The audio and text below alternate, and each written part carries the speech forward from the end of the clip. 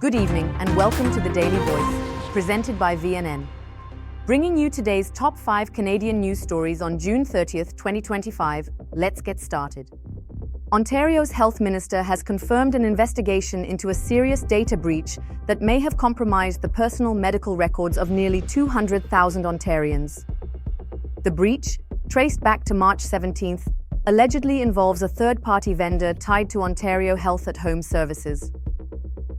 Liberal MPP Adil Shamji has accused the Ford government of keeping the incident hidden for over 3 months, prompting a formal inquiry by the Information and Privacy Commissioner. Premier Doug Ford has called for accountability, saying anyone behind the breach should be fired and charged.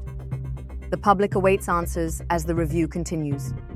Canada Day 2025 is seeing a rise in national pride, with tensions from U.S. trade disputes fueling a wave of patriotic sentiment.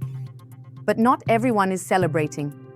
Indigenous leaders are speaking out, warning that their ongoing struggles are being overshadowed by nationalism. Many, like activist Tira Cardinal, say they'll wear orange shirts in remembrance rather than join in festivities. With controversial legislation like Ontario's Bill 5 and Federal Bill C5 pushing ahead without Indigenous consent, critics argue reconciliation efforts are taking a back seat to political optics. This Canada Day, the celebration is as divided as it is spirited.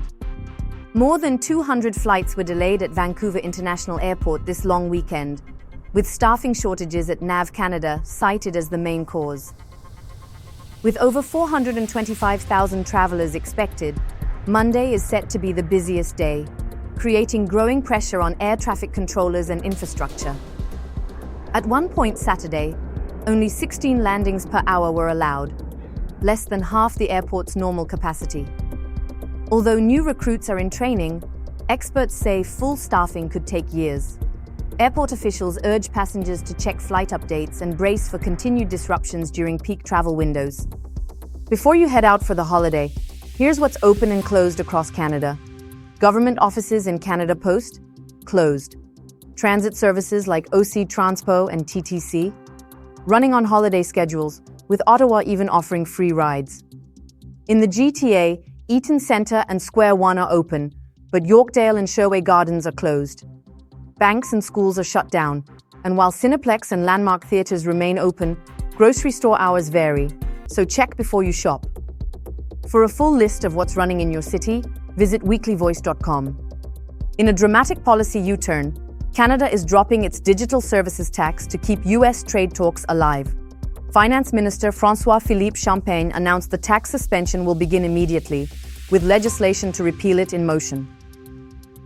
The move comes after pressure from President Trump, who had threatened to halt negotiations altogether. While Conservatives and the NDP are slamming the decision as a surrender, the Canadian Chamber of Commerce and U.S. officials are calling it a positive step. The tax, meant to target tech giants like Amazon and Google, was expected to raise $2 billion. Now, all eyes are on whether this concession leads to a better trade deal before the July 21st deadline. That's all for today's top stories. Thank you for joining us on The Daily Voice, presented by VNN. Stay informed, stay engaged, and we'll see you next time.